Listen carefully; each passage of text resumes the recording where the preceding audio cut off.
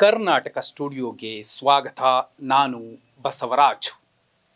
ರಘುಪತಿ ರಾಘವ ರಾಜಾರಾಮ್, ಪತೀತ ಪಾವನ ಸೀತಾರಾಮ್, ತುಳಸಿದಾಸರ ಕೀರ್ತನೆಯನ್ನು ಮಹಾತ್ಮ ಗಾಂಧೀಜಿಯವರು ಅತಿಯಾಗಿ ಬಯಸುತ್ತಿದ್ದರು, ಇಷ್ಟಪಡ್ತಿದ್ರು. ಅದರ ಅರ್ಥವೂ ಕೂಡ ಅದನ್ನೇ ಹೇಳುತ್ತೆ. ರಾಮ ಶೋಷಿತರ, ದಮನಿತರ, ನೊಂದವರ, ಬೆಂದವರ, ನರಳಿ ನರಕ ಕಂಡವರನ್ನ ಮೇಲೆತ್ತುವಂತಹ ಪುರುಷೋತ್ತಮ ಅಂತ. ಇದೇ ಪುರುಷೋತ್ತಮ ಶ್ರೀರಾಮಚಂದ್ರ ಪ್ರಭು ಮಂದಿರ ಜನವರಿ 22ನೇ ತಾರೀಕು ಉದ್ಘಾಟನೆ ಆಗ್ತಿದೆ. ಬಿಜೆಪಿ ಮತ್ತು RSS ಪರೋಕ್ಷವಾಗಿ ಈ ಮಂದಿರದ ಉದ್ಘಾಟನೆಯ ಮೇಲುಸ್ತುವಾರಿಯನ್ನು ನೋಡಿಕೊಂಡಿರೋದು ಸ್ಪಷ್ಟವಾಗುತ್ತೆ. ಸುಮಾರು 7,000 ಜನರಿಗೆ ಆಹ್ವಾನವನ್ನು ಕೂಡ ನೀಡಲಾಗಿದೆ. ವಿಶೇಷ ಅಂದರೆ ಯಾವ ರಾಜ್ಯದ ಮುಖ್ಯಮಂತ್ರಿಗೂ ಕೂಡ ಆಹ್ವಾನವನ್ನು ನೀಡಿಲ್ಲ. ಆದರೆ ಕಾಂಗ್ರೆಸ್ನ ನಾಯಕರು ಮಲ್ಲಿಕಾರ್ಜುನ್ ಖರ್ಗೆ, ಸೋನಿಯಾ ಗಾಂಧಿ, ಅಧೀರ್ ರಂಜನ್ ಚೌಧರಿ ಇಷ್ಟೂ ಜನ ಈ ಕಾರ್ಯಕ್ರಮದಲ್ಲಿ ಭಾಗಿಯಾಗ್ತಿಲ್ಲ. ಕಾಂಗ್ರೆಸ್ ಪಕ್ಷ ಅಧಿಕೃತವಾಗಿ ಒಂದು ಪ್ರೆಸ್ ನೋಟ್ ರಿಲೀಸ್ ಮಾಡೋ ಮೂಲಕ ನಾವು ಯಾಕೆ ರಾಮ ಮಂದಿರದ ಉದ್ಘಾಟನೆಯಲ್ಲಿ ಭಾಗಿಯಾಗ್ತಿಲ್ಲ ಅನ್ನುವಂಥದ್ದನ್ನು 3 ಅಂಶಗಳನ್ನು, 3 ಕಾರಣಗಳನ್ನು ನೀಡುವ ಮೂಲಕ ಸೂಚ್ಯವಾಗಿ ದಾಖಲಿಸಿದ್ದಾರೆ. ಯಾಕೆ ಕಾಂಗ್ರೆಸ್ ಪಕ್ಷದ ನಾಯಕರು ಮಂದಿರ ಉದ್ಘಾಟನೆಯಲ್ಲಿ ಭಾಗಿಯಾಗ್ತಿಲ್ಲ? ಬಿಜೆಪಿ ಸುಮಾರು 5 ದಶಕಗಳ ಕಾಲ ತನ್ನ ರಾಜಕೀಯ ದಾಳವಾಗಿ, ತನ್ನ ರಾಜಕೀಯದ ಪ್ರತೀಕವಾಗಿ, ತನ್ನ ರಾಜಕೀಯ ಅಸ್ಮಿತೆಯಾಗಿ ಪ್ರಭು ಶ್ರೀರಾಮಚಂದ್ರ ಪ್ರಭುವನ್ನ ಬಳಸ್ಕೊಳ್ತಾ ಬರ್ತಿತ್ತು, ಬಳಸ್ಕೊಳ್ತಾ ಇದೆ. ರಾಜಕಾರಣದ ಹಸುಗೂಸು ಕೂಡ ಇದನ್ನ ಸಾರಿ ಸಾರಿ ಹೇಳುತ್ತೆ. ಕಾಂಗ್ರೆಸ್ ನೀಡಿರುವಂತಹ 3 ಕಾರಣ ಏನು, ಯಾಕೆ ಭಾಗಿಯಾಗ್ತಿಲ್ಲ?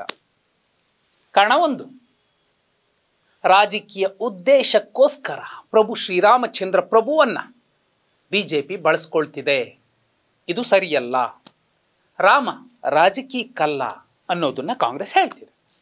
2ನೇ ಕಾರಣ, ಅಪೂರ್ಣಗೊಂಡಿರುವಂತಹ ದೇಗುಲದ ಉದ್ಘಾಟನೆ ಎಷ್ಟು ಸರಿ ಅನ್ನುವಂತಹ ಪ್ರಶ್ನೆಯನ್ನು ಎತ್ತಿದೆ. ಬಹುಪಾಲು ಮಾಧ್ಯಮಗಳು ಕೂಡ ಸ್ಪಷ್ಟವಾಗಿ ಹೇಳ್ತಿವೆ, ರಾಮಲಲ್ಲಾನ ಮಂದಿರ ಸಂಪೂರ್ಣ ಆಗಲಿಕ್ಕೆ ಇನ್ನೂ 2 ವರ್ಷ ಬೇಕು. 2025-26 ಮಧ್ಯೆ ಸಂಪೂರ್ಣವಾಗತ್ತೆ. ಆಗ ಮಂದಿರವನ್ನು ಉದ್ಘಾಟಿಸುವಂಥದ್ದು ಪಕ್ವ, ಶಾಸ್ತ್ರಬದ್ಧವಾಗಿ ಪಕ್ವ, ಅದು ಪರಿಪೂರ್ಣ. ಇಲ್ಲವೇ ಇದು ಅಪೂರ್ಣ, ಶಾಸ್ತ್ರೋಕ್ತವಾಗಿಯೂ ಕೂಡ ಅಪೂರ್ಣ ಅನ್ನೋದನ್ನ ಸಾರಿ ಸಾರಿ ಹೇಳ್ತಿದೆ, ಕಾಂಗ್ರೆಸ್ ಪಕ್ಷ ಪ್ರತಿಪಾದನೆ ಮಾಡ್ತಿದೆ. 3ನೇ ಕಾರಣ, ಲೋಕಸಭಾ ಚುನಾವಣೆಯ ಮುಂದಿಟ್ಕೊಂಡು ಬಿಜೆಪಿ ಈ ಮಂದಿರವನ್ನು ಕೂಡ ಬ್ರಹ್ಮಾಸ್ತ್ರವಾಗಿ ಬಳಸ್ಕೊಳ್ತಿರುವಂಥದ್ದು ಎಷ್ಟು ಸರಿ, ಇದು ಸಂವಿಧಾನ ಬಾಹಿರ ಅನ್ನುವಂಥದ್ದನ್ನು ಪ್ರಶ್ನೆ ಮಾಡ್ತಿದೆ. ಮತ್ತೆ ಸೂಚ್ಯವಾಗಿ ಹೇಳ್ತಿದೆ, ಮತದಾರ ಪ್ರಜಾಪ್ರಭುತ್ವ ವ್ಯವಸ್ಥೆ ಸಂವಿಧಾನದತ್ತವಾಗಿ ತನ್ನ ನಾಯಕನನ್ನ, ತನ್ನ ಪ್ರತಿನಿಧಿಯನ್ನ ಆಯ್ಕೆ ಮಾಡಿಕೊಳ್ಳುವಂತಹ ಪ್ರಕ್ರಿಯೆಯ ಭಾಗವಾಗಿರುವಂತಹ ಚುನಾವಣೆಯ ಸಂದರ್ಭದಲ್ಲಿ ಒಂದು ಪಕ್ಷ, ಅದು ಬಿಜೆಪಿ ಇರಲಿ, ಕಾಂಗ್ರೆಸ್ ಇರಲಿ, ಮತ್ತೊಂದಿರಲಿ, ಭಾವನಾತ್ಮಕ ವಿಚಾರಗಳನ್ನು ಎತ್ತುವ ಮೂಲಕ, ಧರ್ಮದ ಅಫೀಮನ್ನು ಅವರಿಗೆ ಉಣಬಡಿಸುವ ಮೂಲಕ ಮತವನ್ನು ಸೆಳೆಯುವಂತಹ ಪ್ರಯತ್ನ ಯಾವುದೇ ಪಕ್ಷ ಮಾಡಲಿ, ಕಾಂಗ್ರೆಸ್ಸೇ ಮಾಡಲಿ, ಅದು ಸಂವಿಧಾನ ಬಾಹಿರ. ಇಂಥದ್ದೊಂದು ಮಾತನ್ನು ಹೇಳುವ ಮೂಲಕ, 3ನೇ ಕಾರಣವನ್ನು ಕಾಂಗ್ರೆಸ್ ಕೊಡುವ ಮೂಲಕ ಜೈ ಭೀಮ್ ಅನ್ನುವಂತಹ ಒಂದು ಉದ್ಘೋಷವನ್ನು ಹೇಳ್ತಿದೆ. ನಮ್ಮದು ಭೀಮಪಥ ಅನ್ನೋದನ್ನು ಕೂಡ ಸ್ಪಷ್ಟಪಡಿಸ್ತಿದೆ. ಬಿಜೆಪಿ ವಿಚಾರಕ್ಕೆ ಬಂದರೆ, 3 ವಿಚಾರಗಳಿಗೆ ಬಂದರೆ, ರಾಜಕೀಯ ಉದ್ದೇಶಕ್ಕೆ ಬಳಸ್ಕೊಳ್ತಿದ್ಯಾ? ಹೌದು, ಸ್ಪಷ್ಟವಾಗುತ್ತೆ. ಅಪೂರ್ಣಗೊಂಡಿರುವಂತಹ ದೇಗುಲದ ಉದ್ಘಾಟನೆ ಶಾಸ್ತ್ರೋಕ್ತವಾಗಿ ಎಷ್ಟು ಸರಿ? ಹೌದು, ಇದು ಕೂಡ ಚರ್ಚಿಸುವಂತಹ ವಿಚಾರ.